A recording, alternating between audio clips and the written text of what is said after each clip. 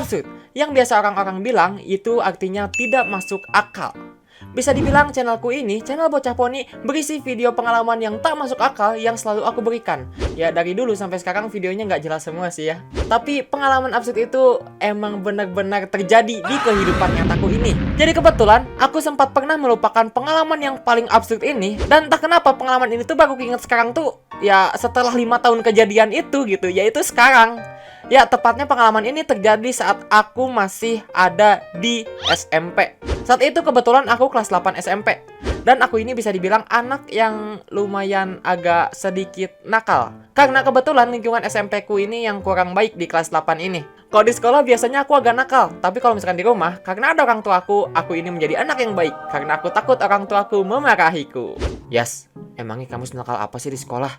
Senakal-nakalnya aku. Jadi gini nih, aku tuh pernah izin ke guru buat ke toilet.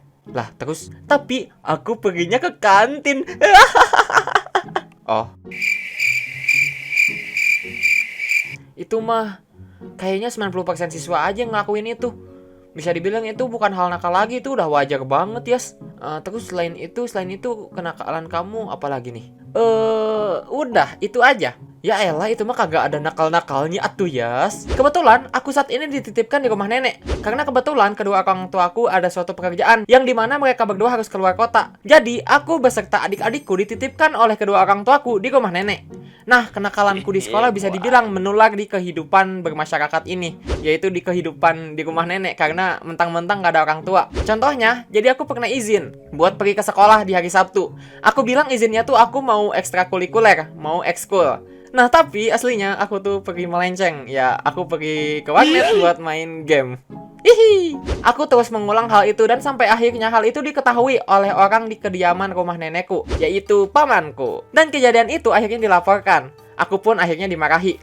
Mungkin bisa dibilang kayak bukan dimarahi gitu deh. Mungkin bisa dibilang kayak aku tuh dinasihati dengan tegas gitu untuk tidak menyia-nyiakan waktu. Intinya aku tuh dinasihati kalau misalkan kalau lagi waktu kosong mending jagain kedua adikku daripada ke warnet gak jelas gitu kan, buang-buang uang. Ya, dan aku yang pada saat itu masih cengeng banget. Tapi sekarang juga kayaknya aku cengeng deh. Iya, aku sekarang juga cengeng. Aku suka nangis tiap hari.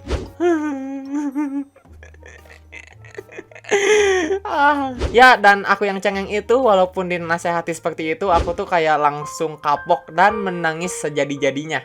Akhirnya setelah ketahuan di kejadian itu, aku menjadi anak yang baik saat di rumah nenek.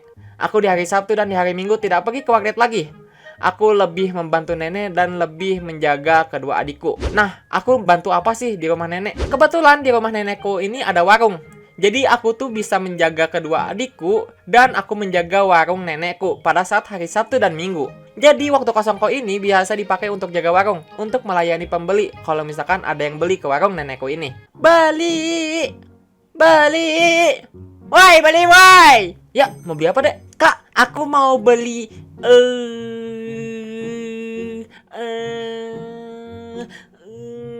beli. Lama banget nih anak. Ih, gimana dek?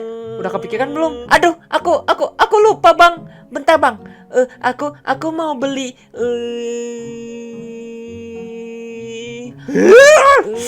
Lama banget sih. Emangnya kamu mau beli apa sih, adek? Oh iya bang, aku mau beli permen 1 bang.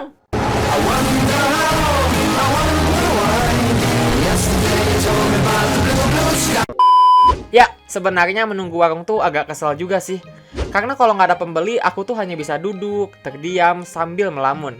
Dan kadang juga aku bertemu pembeli yang aneh-aneh lah pokoknya, yang bisa buat aku kesel. Tapi aku tuh tetap bantu nenek buat jaga warung. Dan ternyata nenek tuh melihatku kalau misalkan aku tuh kesel gitu di warung, nggak ngapa-ngapain kalau misalkan nggak ada yang beli.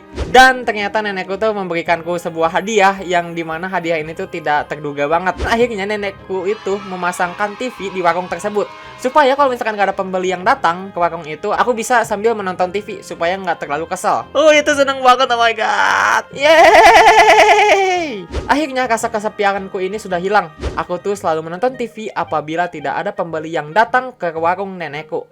Sampai suatu ketika, sebuah tragedi sesuai dengan judul video ini terjadi. Jadi suatu ketika pernah ada pemadaman listrik bergilir. Mungkin di daerahku ini terkena pemadaman listrik kurang lebih dapat gilirannya itu selama 2 jam. Dan kebetulan saat itu malam hari. Nah, karena warung ini ingin terus buka, akhirnya aku menyiapkan beberapa lilin agar warung ini tetap terus terang dan dibuka. Aku pun menyimpan lilin di berbagai macam tempat.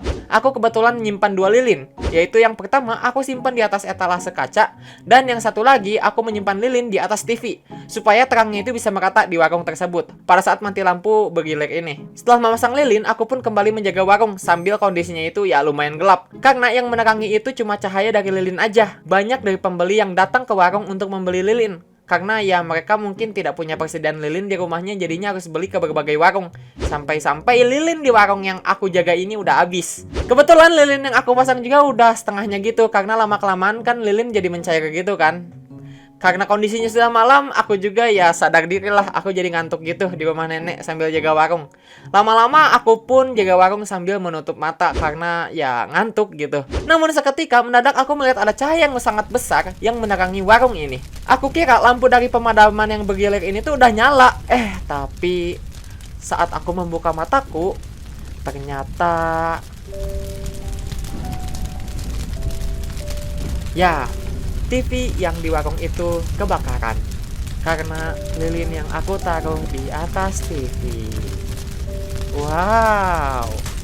Ya, kejadian itu membuat si isi rumah tuh panik. Ada yang membawa air, ada yang membawa lap basah, sampai ada salah satu orang tuaku yang bersiap untuk menelepon pemadam kebakaran. Tapi untungnya TV ini tuh bisa padam, cuma dengan air aja. Untungnya TV aja yang kebakaran, nggak sampai apinya tuh ngerambat ke rumah.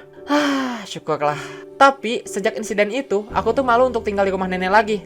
Untungnya walaupun begitu, nenek dan kakekku tuh nggak marah kepadaku. Mereka juga tahu kalau ini tuh cuma ketidaksengajaan aja yang diperbuat oleh diriku ini.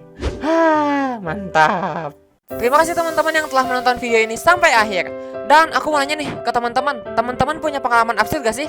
Kalau punya silahkan komentar di bawah ya. Dan sebenarnya ini tuh TV-nya nggak sampai hangus banget kok. Jadi pas aku taruh lilin di atas, yang dimana lelehan lilinnya tuh sampai kena TV, sehingga TV-nya itu jadi rusak dan nggak bisa dipakai lagi. Nah, kalau teman-teman pernah gak sih kayak rusak TV kayak aku gitu? Oh ya, dan aku juga mau ngingetin satu hal ke teman-teman. Bagi teman-teman yang mau join komunitas kami, yaitu Mia Village, silakan untuk join. Ada Amino dan juga server Discord-nya. Kalau teman-teman join kesana, insya Allah servernya bakal tambah ramai lagi. Dan terima kasih juga buat teman-teman yang udah ngirim fan art-nya.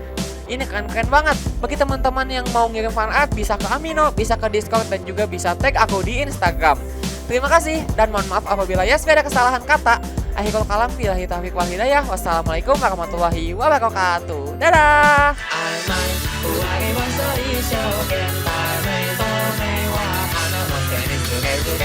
いつだって小終焉当然と言えば会いたい花やドリフ曰く危うきにゃ酔いもせずパヤパヤともすればそうゆえもういっぺん言うねば